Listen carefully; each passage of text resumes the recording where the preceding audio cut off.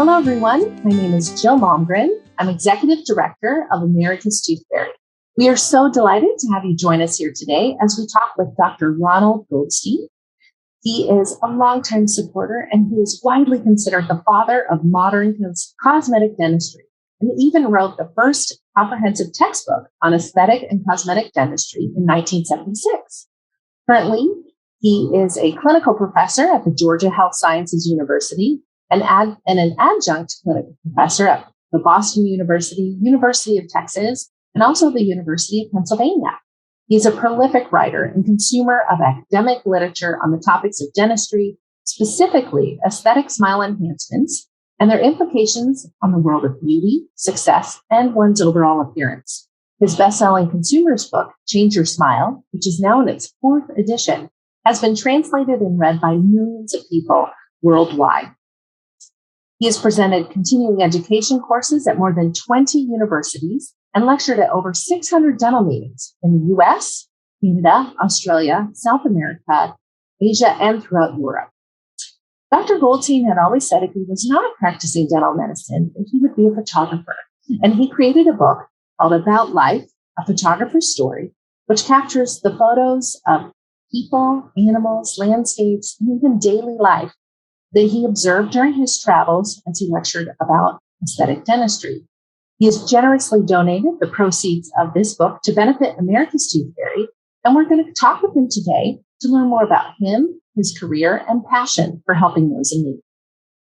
Well, Dr. Goldstein, thank you so much for taking the time to join us today. We'd love to first learn a little bit more about you and what inspired you to become a dentist. Well, I had a father who was really a great dentist in Atlanta, and he wrote articles, he taught, and I was going to be a newspaper journalist, and I was on the Michigan Daily, so that was what I was going to do at the University of Michigan. And he said, spend the summer with me and watch what I do. So that's what I did. I spent a summer watching everything he did, and he finally said, I know you want to be a journalist. He says, we need great writers in dentistry. So you do your writing, and yet you have my practice that you can eventually come into. So I was very busy with mental health and mental retardation, setting up a Junior Chamber of Commerce international program. And I met my uncle outside. He was vice dean of Miniger's Clinic. And I said, I think I want to be a psychiatrist. And he said, Ronnie, he says, your father has got this great practice. You've got 12 more years. You want to go and do that? He says, you'll have a successful future. You can do your writing. And I said, okay, that's what I'll do. So I listened to him and my dad. And it was really the right decision that I made. Well, I think so, especially becoming the father of modern aesthetic dentistry. When I went to dental school at Emory Dental School, and when I came out, I spent 2 years in the Army as an officer, and I went to Europe giving a clinic for aesthetic dentistry, and it was a table clinic, which wasn't that great. And who was giving the lecture for the whole dental society in Belgium was Charlie Pincus. He was the dentist of the stars. And the problem was that he was talking about his acrylic veneers. And the problem was at that point, they weren't good. The audience walked out. So, oh yeah. And then he came out, they were all around me at the table clinic because I was showing that as temporary veneers, which was okay. And Charlie came out to see me. He said, I lost my audience and you've got him here. So he became one of my mentors. And he was wonderful. We became great friends and lectured all over Europe and other places together. So that's it was, well, let's put it this way. It was fate But I went in to see my dad, and Dad said, Ronnie, you've been lecturing on mental health, mental retardation around the country. He says, you've done it. You've set up a program. The president kicked it off for you. He says, what more can you do? He says, I want you back in dentistry. Your peers are getting ahead of you. So I said, okay, give me about 3 months to look at everything and I'll come back and talk to you, which I did. He says, take the time, go to clinics, do anything you want. When I came back in, I said, Dad, I want to specialize, which is no specialty, in cosmetic dentistry, in aesthetic dentistry. And he said, Ronnie, every dentist does that. So what are you going to do? I says, I'm going to make it a special part of dentistry because right now, dentists don't seem to care about cosmetic dentistry or aesthetic dentistry. So I did a 2-year study with Emory, a psychologist at Emory, and we surveyed the 2 years of Miss Atlanta contestants. Here I picked the most beautiful young ladies I could find, and I expected to find perfect smiles. We were going to analyze them. I went to the Polaroid company. They did the study with me, taking all the pictures.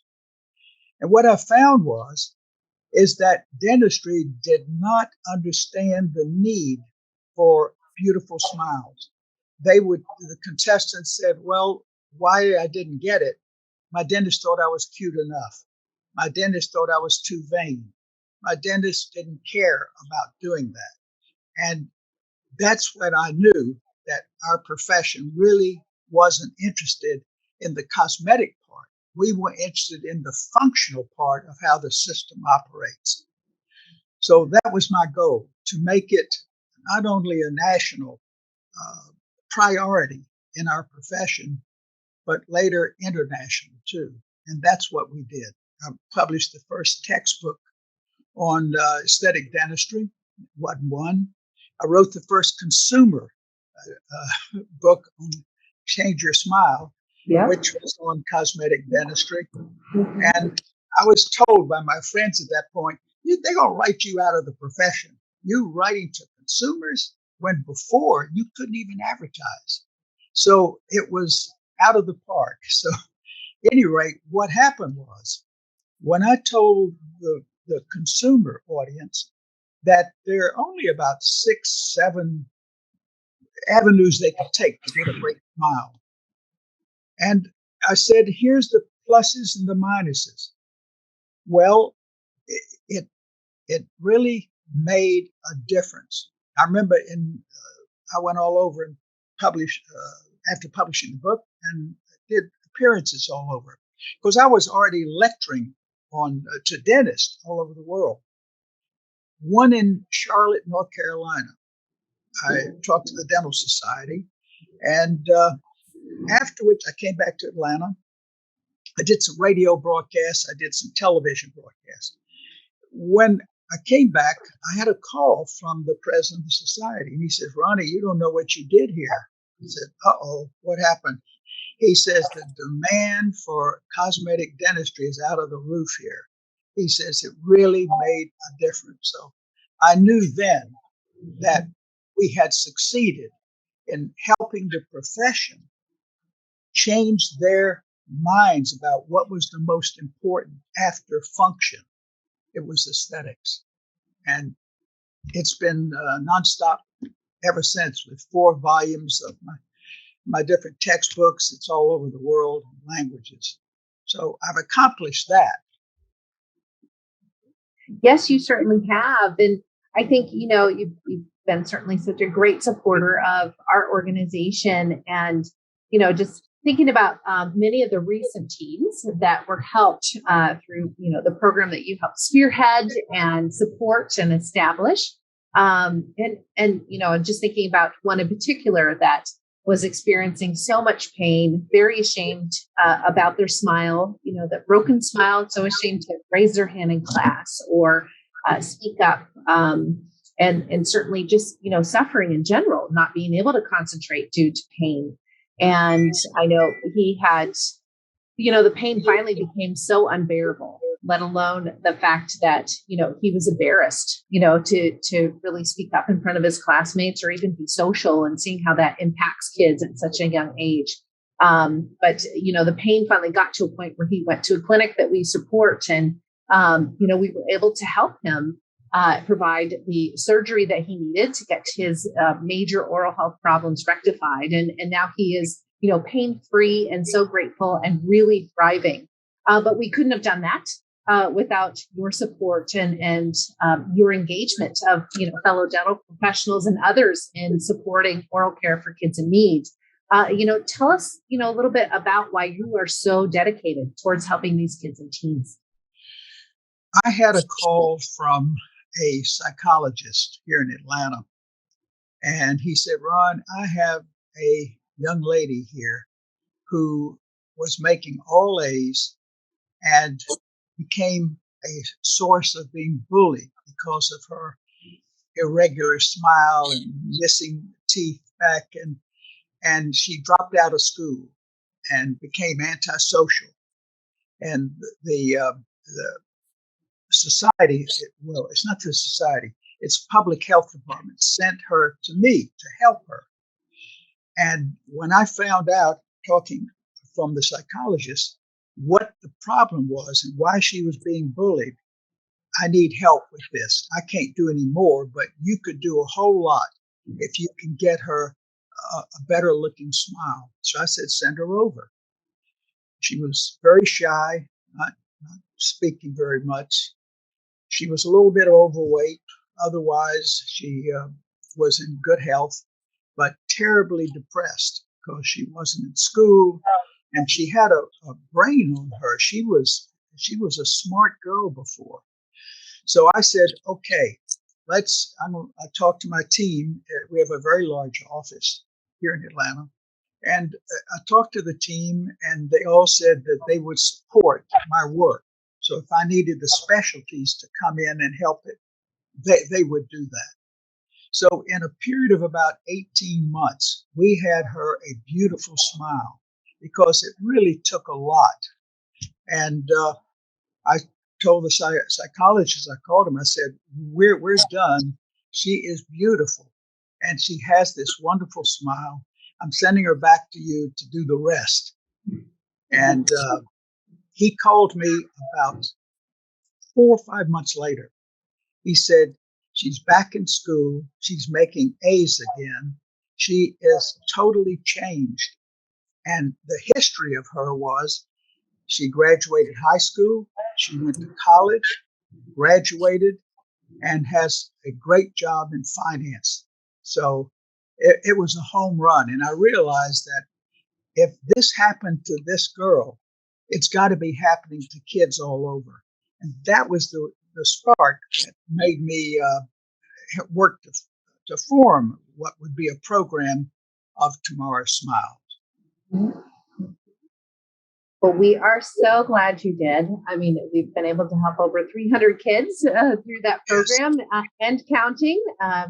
Had some, certainly some great stories coming up for this year with some wonderful donations that we received as a result of the proceeds of your book that you so generously donated to us, called About Life, A Photographer's Story. And I'd love to hear a little bit more about what kind of prompted you to get into photography, and then ultimately to decide to donate the proceeds of your book to benefit America's ToothFairy and the teens and kids that we serve. I was very nearsighted in my young years.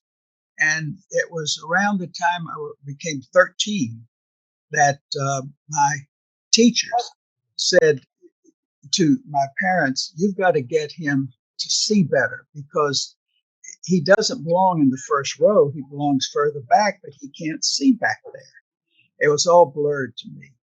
So they took me to the eye doctor and got fitted for glasses. And the obstetrician said, go outside and see if you can see well outside. Well, I walked out on the streets of downtown Atlanta, and people were walking by, and I saw for the first time what their faces really looked like. It was all a blur. It looked like they're just had no blemishes, nothing.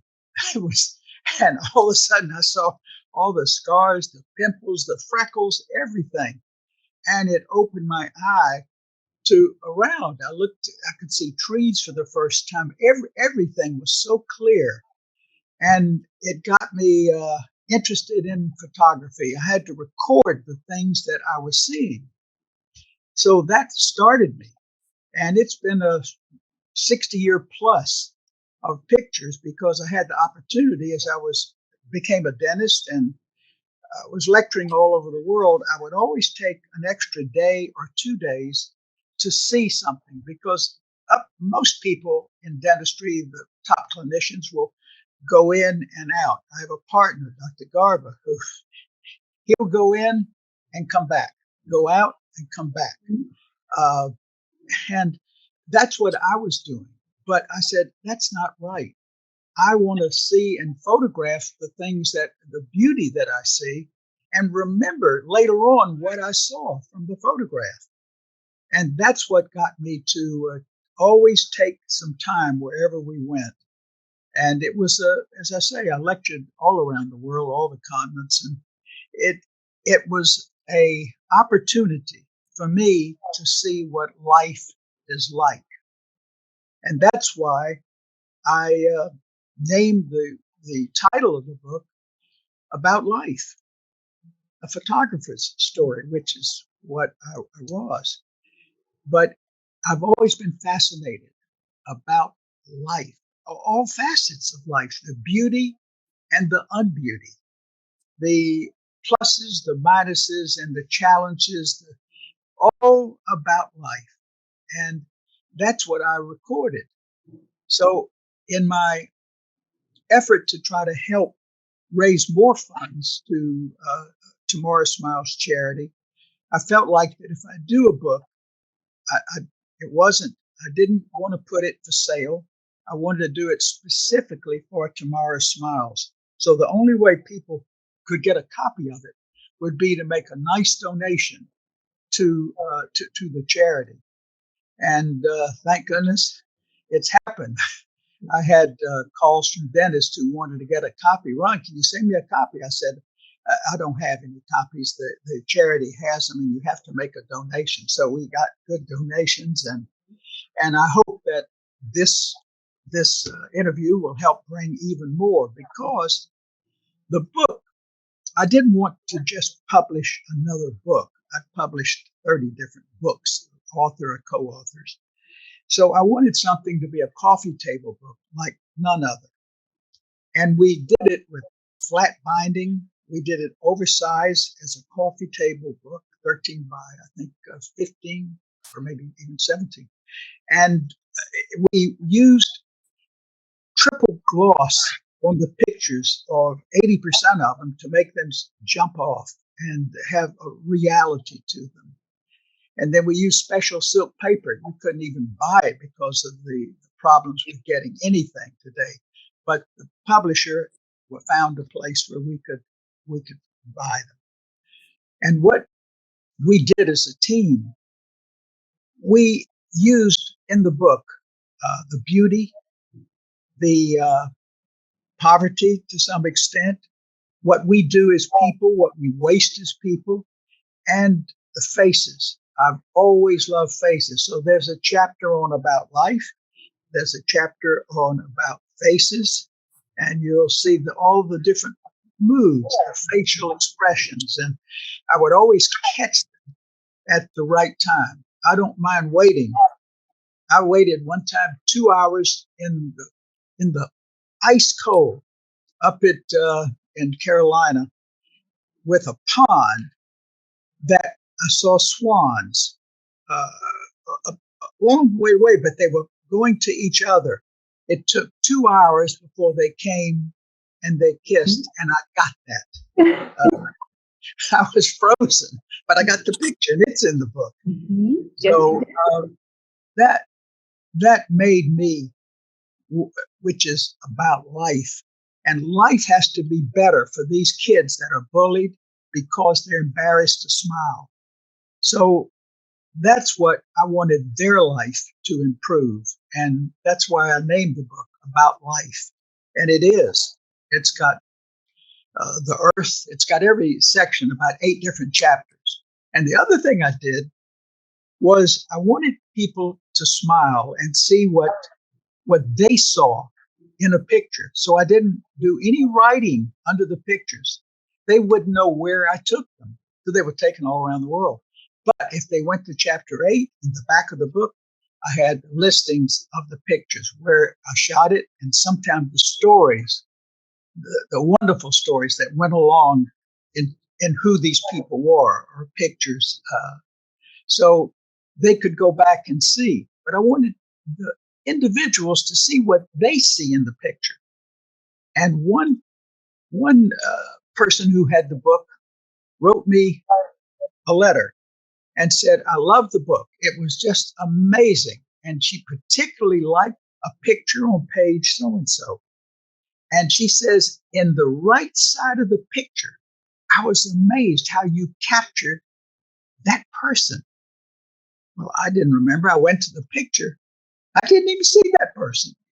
I took the other part, but she saw something in it that I hadn't seen. And Wow. that's been wonderful to find out which pictures that people liked and why they liked them too.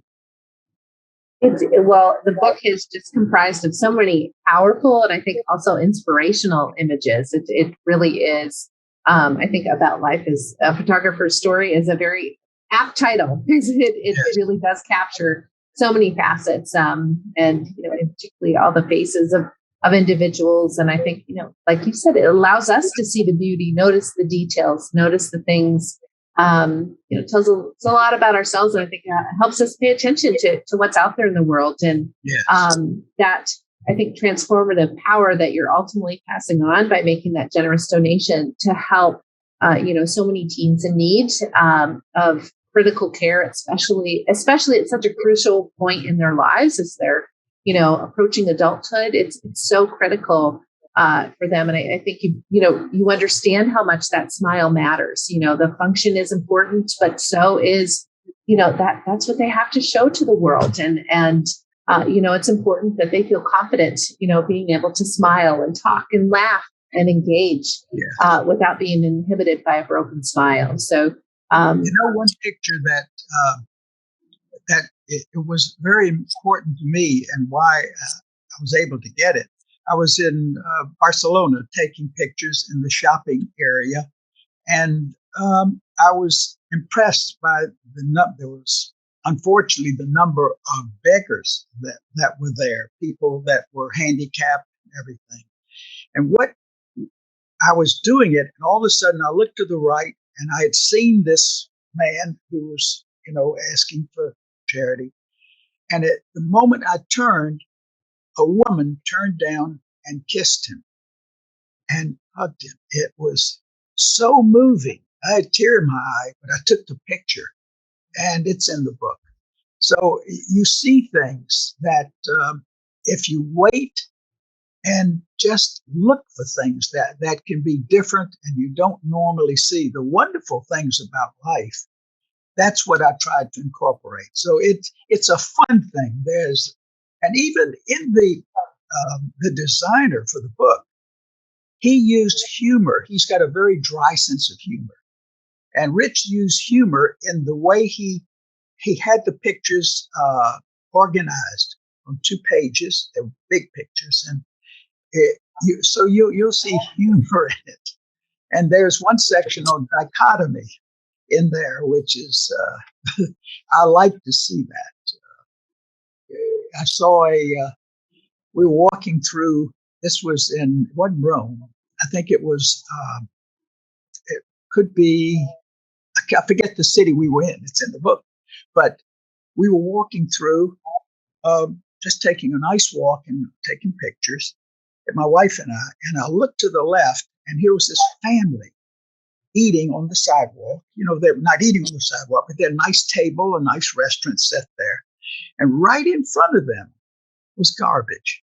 It just had the dichotomy of wonderful eating and the waste and garbage that was there. So those are the kind of things that that I enjoy being able to capture, because it shows every part of our society, about every part of life.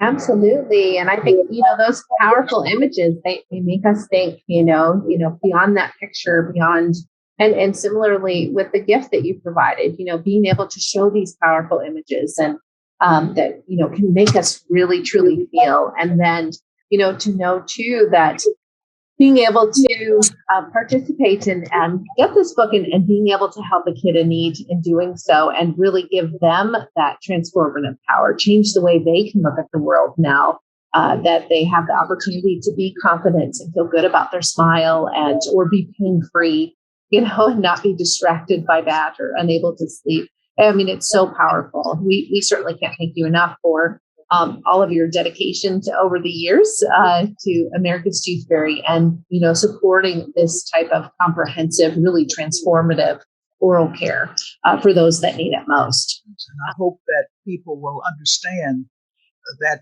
they're contributing. They'll get the book, which will be hopefully on one of their coffee tables. And but also the main thing is that they're really contributing to teenagers' life from becoming antisocial, which so much is going on today. You've got 18-year-old teenagers that are doing horrible crimes and things, antisocial. There has to be a reason why they've gone this bad road instead of the road that will help them succeed in life and enjoy life much more. So that's the reason why that we need to get many more donations so that we can expand the program and help a lot of these teens that ordinarily they wouldn't have a chance.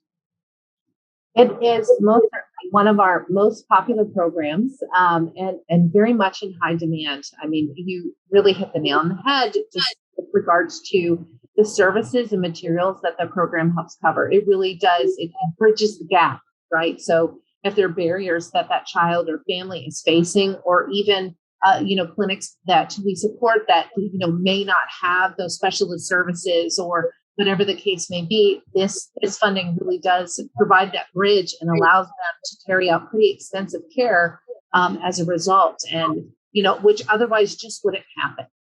So we have seen it and have so many fun stories to share that and so many, even just this year with the donation of your book, we're very excited. I mean, we're doing another round of grants coming up, so very excited to share that and. Have some wonderful candidates, kids that really need our help, but they wouldn't have a choice otherwise. So being able to bridge that gap is critical. Oh, it's really rewarding for the dentist, and that's why we have to give back. All of us in our profession are really very benefiting of the fact that we always have work. We don't get laid off, because people need to care for their oral system. And so it's a rewarding thing for the dentist who agrees to do this, as well as for us to be able to make sure that enough dentists are there doing this. And I think that's what we need to be doing in dentistry, and really every profession, is helping the people who can't help themselves, especially the teens that can. Absolutely. I couldn't agree with you more. I know we've been fortunate to really see how being able to impact their smile and how that impacts their lives and their confidence and, certainly how they look at the world. It opens up a world of possibilities. And, so often I think it's something that everyone can overlook. When you sit and think, what would my life be like if I couldn't smile or didn't feel comfortable laughing at a friend's joke or, raising my hand in class or to speak up. And, I think you've really captured something, with your support and dedication to this program and really understanding that it does impact their just overall success and ability to thrive. The founder of the National Children's Oral Health Foundation, Mhm. American Tooth Fairy, was Sherilyn Sheets. Dr. Sheets was president of our Academy of Aesthetic Dentistry. She's known throughout for her wonderful dentistry, but also for her philanthropy. So we're indebted to her. And as I say, it comes back. So I'm pleased to do that because Sherilyn is a good friend and I love her as well. So thank you, Jill, for all the work you're doing to help us. And I'll keep doing all that I can.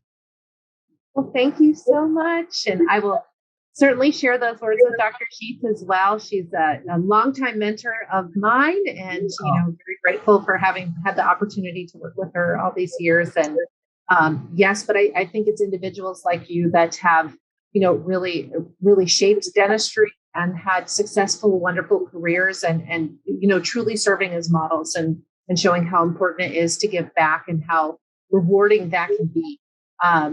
Both for those that benefit as well as for, the professional. Like you're making a difference in the world. And we are so grateful for that. So thank you.